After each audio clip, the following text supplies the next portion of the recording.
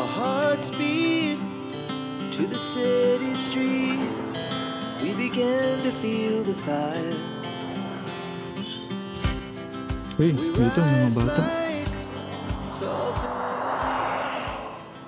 Hello? Nagtitinda ka? Ano yan? Nagtitinda ka? Nangangalakal ka? Anak mo yan?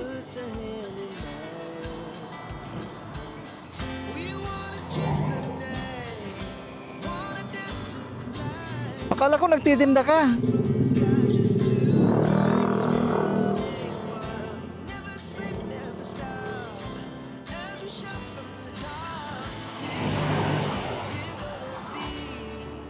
Hala. Kung bibigyan kita ng pagkain, tatanggapin mo ba? No. Ilang taong ka na? May sakit pa?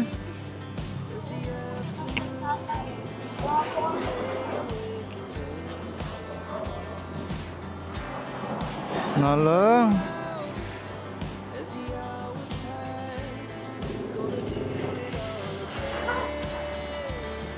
Ano ba yan? Sige, meron akong ano sa'yo.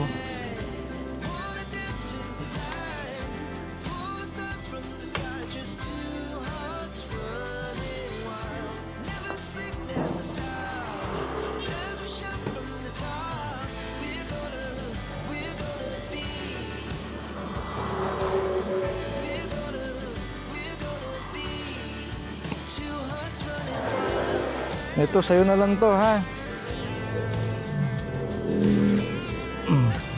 Oo, sana makatulong. Wala akong pera pero may pagkain, meron ako, no? Ingat ka dito. Anong pangalan mo? Erika. Saan probinsya mo? May probinsya ka ba? Sa Laguna ka lang. Asan yung tatay niyan?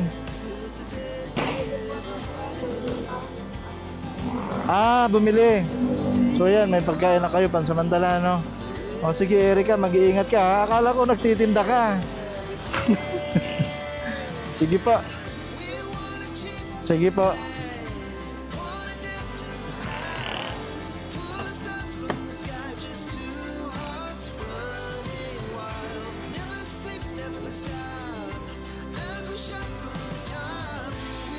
Ingat Erika, ha?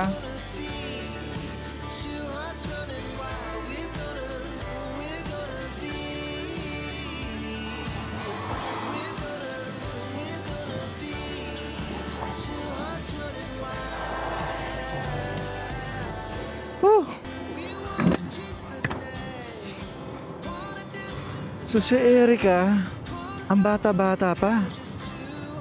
Siguro nasa mga 15 years old. Taga Laguna lang.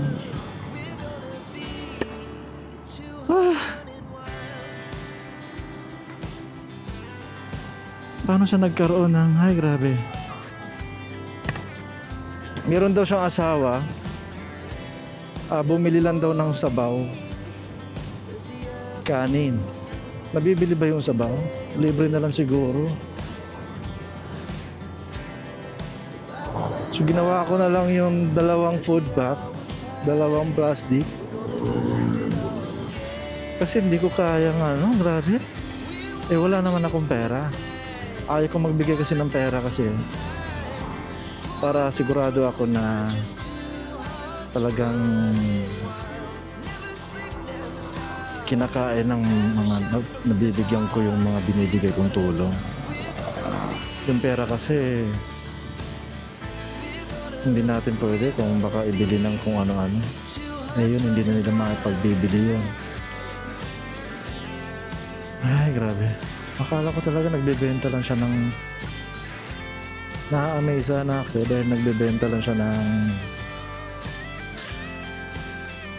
ano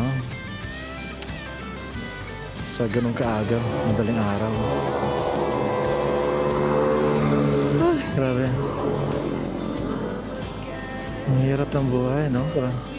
Sa ganung edad. Sa ganung edad, nakakaranas ka ng ganung hirap.